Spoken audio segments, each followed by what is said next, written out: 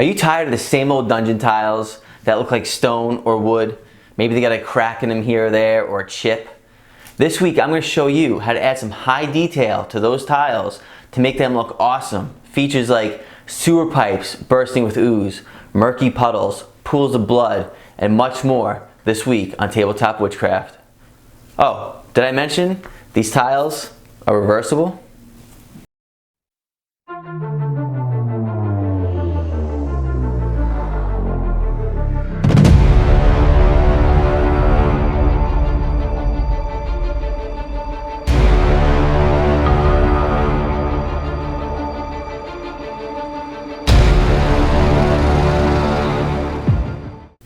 Hey everyone, welcome back to Tabletop Witchcraft.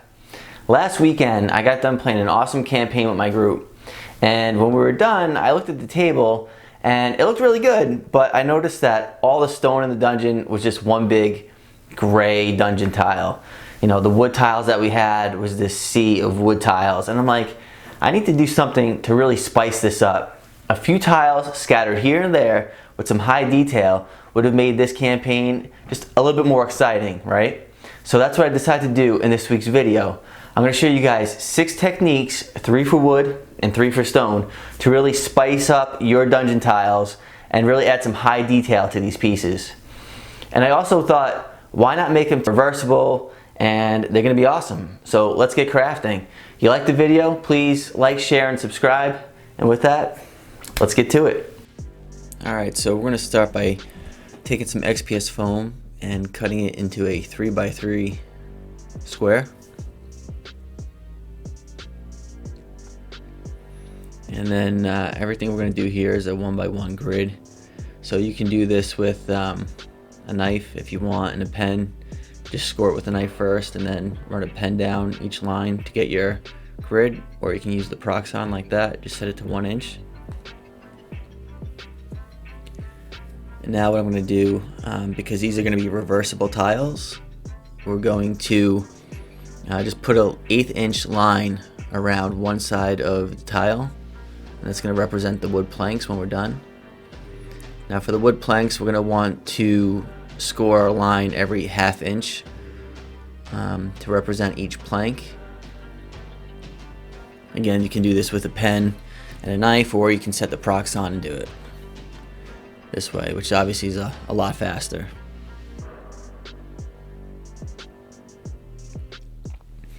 Now, instead of drawing in nail holes for every single one of these, I just made a little jig. It's just a bunch of paper clips glued and drilled into a piece of 2x4. And I do this because it still keeps the grid system by use of those nail holes right there. If you're not using a grid system and you want a little bit more realistic, you can opt to offset those. And there you'll see I just used the knife and pen technique to continue that grid line of the stone down the side of the tile. Now here you can get creative and just go ahead and draw cracks in the stone however you want. You'll find that the pen will kind of guide you where the cracks are going to go in the grain of the XPS foam.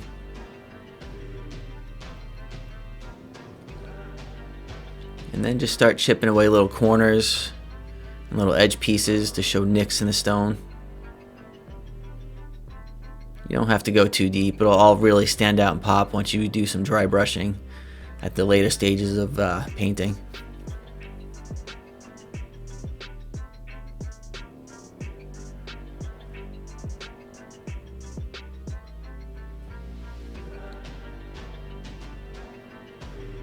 Alright, now we're just going to go ahead and rough the edges up a little bit so they're not so perfectly square. And then we're going to roll it with some aluminum foil to get that stone texture. And then I like to just maybe continue some of the cracks down the side. Now when it comes to the wood grain, I like to use some wood sculpting tools, or some clay sculpting tools actually. That way you can really put in some knots in the wood. You can go ahead and use a brush if you want. It's a little bit faster method, but again, we're creating high detail tiles here, so the exaggerated wood grain I think looks really good.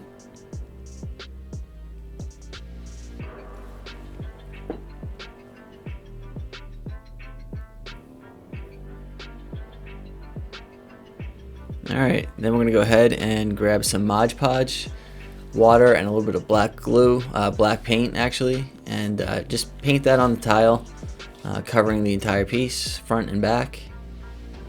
And then grab a little bit of green stuff here. This is where it starts to get fun. So you want to mix this stuff together, equal parts, until it turns fully green. I like to set that aside and let it sit for a few minutes before I work with it. Now we're going to make some pipes for the hole in the wooden floor. Just some bamboo skewers and a toothpick, some different sizes there to vary it up a little bit.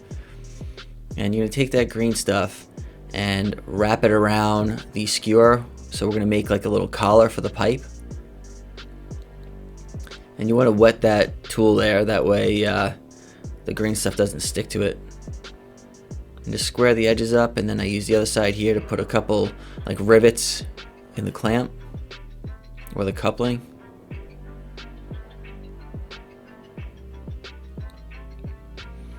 And then we'll go ahead and just add a little bit more detail there in the middle. Alright, now we're going to take some deco art, graphite gray, and paint the stonework. Let that dry and come back with a metallic color for the pipe. And I'm not thinning this down, it's not a miniature, I'm coming right from the pot right to the terrain piece here. Now we get to use some Citadel skulls. These things are great. It's a really good value. You'll find a description for everything I'm using here in the down below, a link where you can find it all. But these skulls are awesome. I use these for a lot of different stuff. We'll go ahead and take some Vallejo paint, some bone white, and we're going to use that to paint up one of these skulls here. This you want to thin down a little bit. That way it doesn't cover up all the detail on the skull.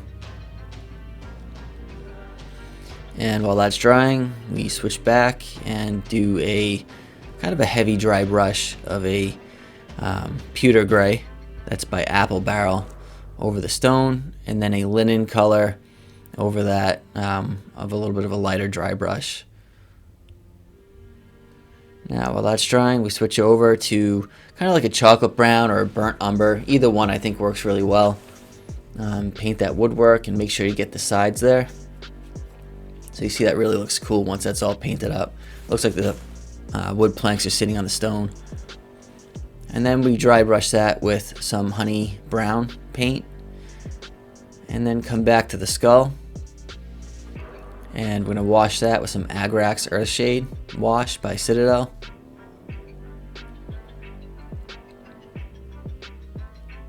And make sure to cover the whole piece. And we're not going to worry about the back of the skull because that's going to be placed in the tile, so we don't worry about painting that.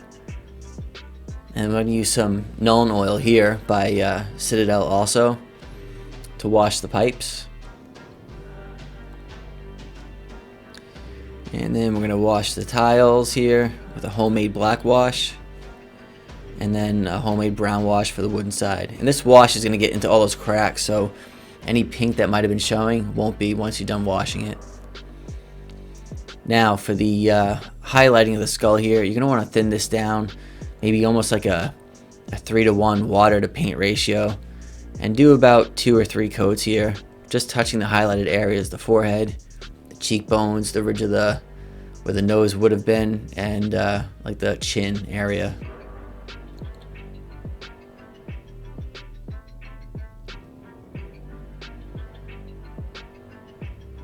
You want to take your time with that, not rush that. Do a few coats. Now we're going to use that beastly brown and a black red there.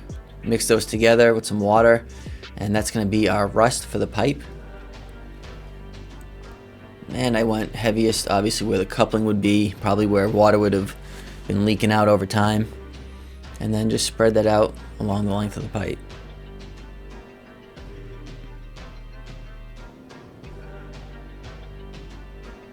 Okay, now you're going to go ahead and Don't be afraid, just take a scalpel and cut out a section of that floor there to show like a plank has been missing. Give it some jagged edges, and then slowly chip out by scoring little areas with an X-Acto. Chip out till you get to within maybe a half an inch of the other side, like that, and then Mod Podge it. And then some brown paint on the edge there for the edges of the floorboard. Here I took some burnt grass and just regular PVA glue for some like moss growing on the, I guess maybe where the basement would be, or where all this is going to be leaking to. And now I'm just taking some 2-part epoxy with a little bit of Vallejo ink and a little goblin green from Vallejo, and mix that up, and that's going to be kind of like our puddle of ooze coming out of our sewer pipe here. And just put however much of that you want down there on the bottom. And now I'm taking some super glue and just a little bit, and I dry fitted this already into the piece, and I'm going to stick that right into the foam. Now super glue does melt the foam, but we're using such a little bit here that it's not an issue. Just stick that right in there. And then again for the larger pipe. Now the larger pipe we're going to push in pretty far, and this is the piece that's going to be broken and having our ooze coming out, so you want to make sure to give yourself enough room for the next step. Okay, that's the little 6-pound test fishing line, and we're going to just super glue that into the base of the epoxy over there.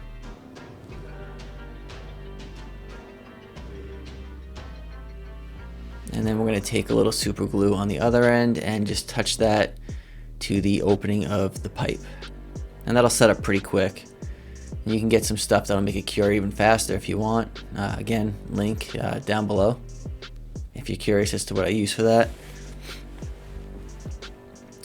And now you're going to mix up that same mixture of ooze that we did earlier, and you're just going to paint it a little at a time. You really only have 5 minutes because it's 5-minute epoxy, but you're going to paint that right over the fishing line and keep building that up until you get a thickness that you're happy with.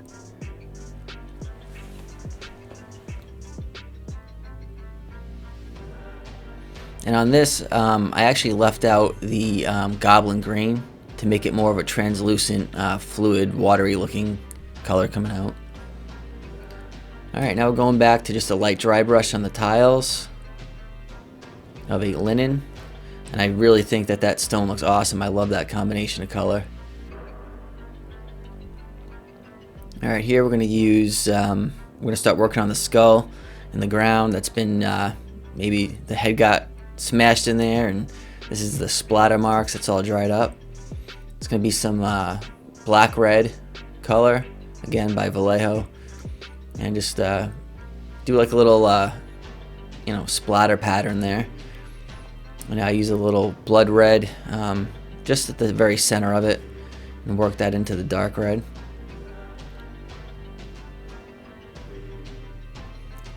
And then I take a little bit more and make sure you fill in that hole, and just get it to however you like it. And now you can see just a little dab of super glue right where the skull's gonna go, and just press it in there. And you want to get it, you know, somewhat flush with the top of the tile. That way your miniatures aren't gonna rock on it when you set them on top. And there you have it.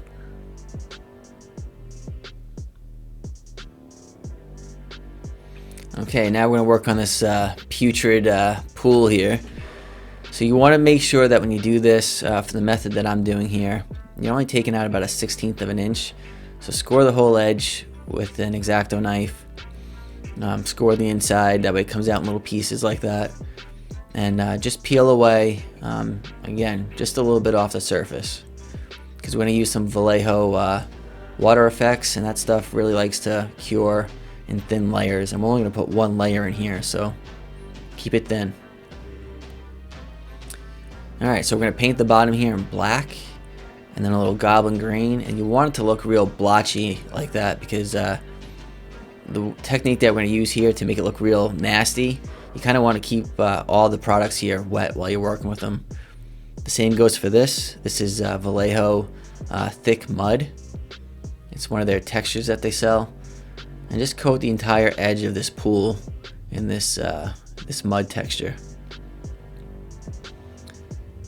Now here's the Vallejo liquid effects. Just take your time with this, add a few drops, fill the hole. You want to make sure there's no bubbles in it. If there are, you can tease them out with a toothpick or a Q-tip. And then just use again a Q-tip or one of these tools here to move it around. You can see that by adding the liquid effects right on top of the thick mud, after it's only been sitting for maybe half an hour, it starts to like pick up and separate, so it looks really cool, like a floating, disgusting mess.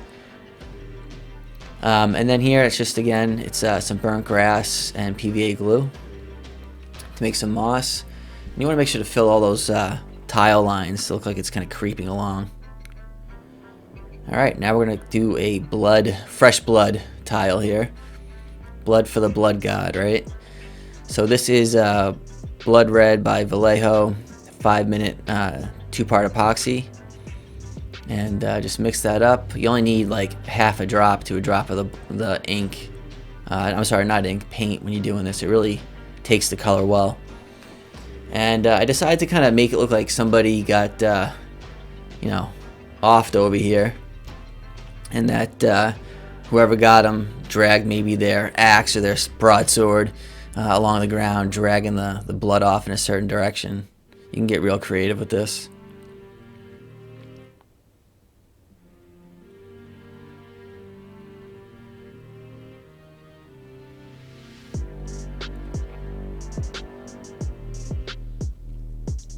Alright, now we're going to go to some simpler things here where we're just going to take some Green Stuff World, some leaves, some fall leaves and some green ones that are punched out already.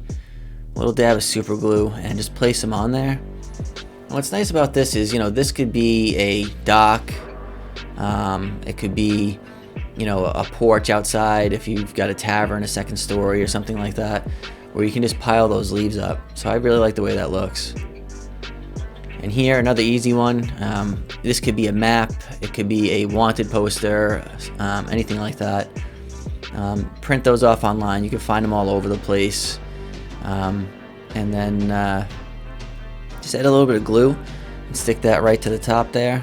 And it really looks cool when it's mixed in with a bunch of other wood tiles.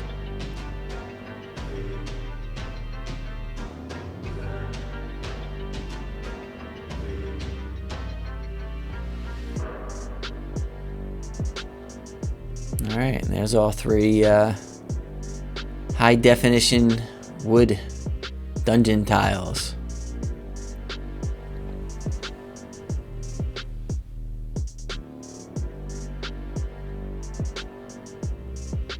And the fact that they're reversible, I love that. It stores real easy, just stack them all up and saves a lot of room.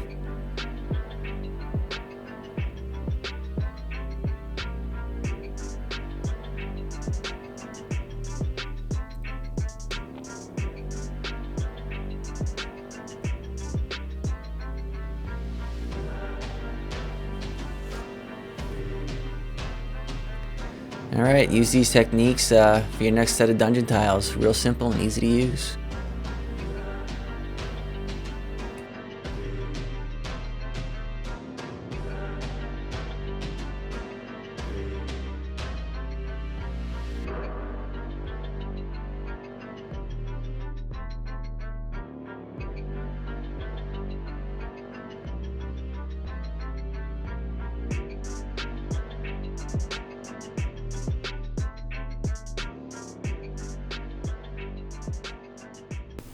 Hey everybody, I hope you enjoyed this week's video. I hope it was helpful. And just remember, you can apply these techniques to any of your dungeon tiles that you might have, right? Not just a 3x3. I've got some 1 foot by 1 foot tile here, some 6x6s, some 3x3s, and my biggest dungeon tile of all, which is actually the game board that I made. which is right behind me. It's like a foresty type floor. It's a 2.5 foot by 4 foot long board. So over time, like I'll add some of these techniques a little bit throughout all these pieces. That way, when you're just digging into your box to lay some tiles out on the table, you're randomly grabbing really cool pieces and they're just kind of getting thrown out there just to liven things up a little bit. All right. Oh, and one other thing, if you guys can leave a comment down below with some ideas that you might do to add to stone or to wood to make them look really cool, that'd be awesome. You know, I was thinking some other ideas might be neat, like an acid pool in the stone, or maybe rip a plank off of one of the boards and have some eyes like looking up out of it. I thought that'd be really sweet. So leave a comment below, give me some more ideas. And if you liked the video, as always, like, share, and subscribe. Till next time, see you around.